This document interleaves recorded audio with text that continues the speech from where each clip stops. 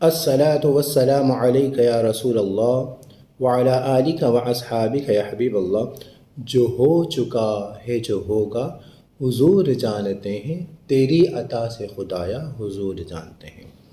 آج میرے بیان کا موضوع ہے آقا علیہ الصلاۃ والسلام کا فرمان عالی شان۔ ایک صحابی رسول حضرت طلحہ بن عبید اللہ کی طرف اشارہ فرما کر حضور فرماتے ہیں کہ زمین پر چلتا پھرتا شہید دیکھو۔ یہ دلائل میں آپ کو عرض کرتا ہوں، کئی کتب حدیث میں یہ دلائل حضرت جابر بن عبداللہ رضی اللہ تعالی عنہ سے روایت ہے۔ جامع ترمذی کتاب المناقب، باب مناقب طلحہ بن عبید اللہ، حدیث نمبر 3739 نمبر حدیث۔ سنن ابن ماجہ حدیث نمبر 125، اس میں مختصر ہے، حضور فرماتے ہیں شہید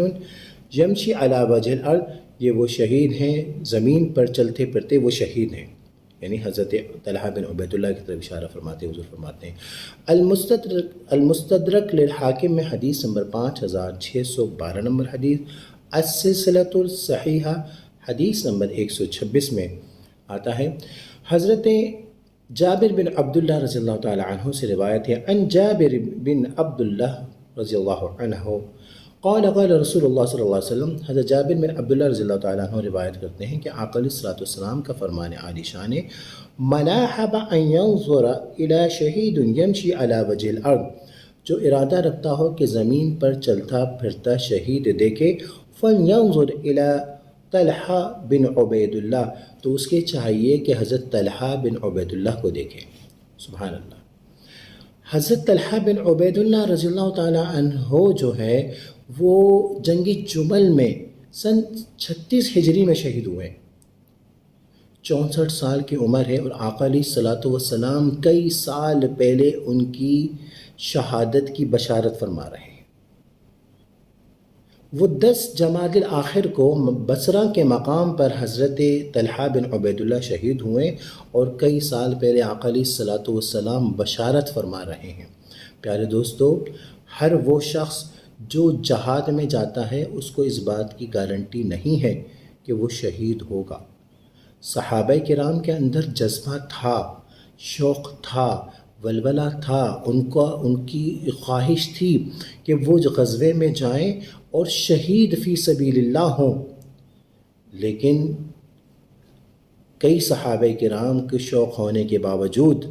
جذبہ ہونے کے باوجود وہ طبعی موت مرے ہیں۔ حضرت خالد بن ولید رضی اللہ تعالیٰ عنہ کئی غزوات میں شریک ہوئے ہیں، لیکن اس کے باوجود ان کو شہادت کا وہ مرتبہ، شہادت کی وہ حیثیت نہیں ملی۔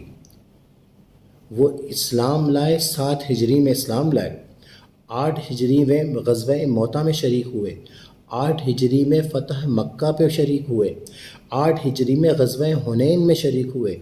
8 ہجری میں بنی جزیمہ کی مہم میں شریک ہوئے، وہ 11 ہجری میں جنگ یمامہ میں شریک ہوئے، جنہوں نے مانعین زکوٰۃ، جنہوں نے زکوٰۃ کا انکار کر دیا تھا، ان مرتدین سے بھی لڑائی کی، ان سے بھی لڑے، اور جنگ یرموک میں بھی وہ شریک ہوئے، شام کی فتوحات میں رومیوں کے خلاف جو ہے جنگیں، ان میں بھی شریک ہوئے۔ حضرت ابوبکر رضی اللہ تعالیٰ عنہ کے زمانے میں عراق کی فتوحات میں بھی شریک ہوئے، اور 21 ہجری میں وفات پائی ہے، اور امام زیبی فرماتے ہیں کہ ان کو طبعی موت ہوئی ہے۔ اور حضرت خالد بن ولید رضی اللہ تعالیٰ عنہ کا قول ہے،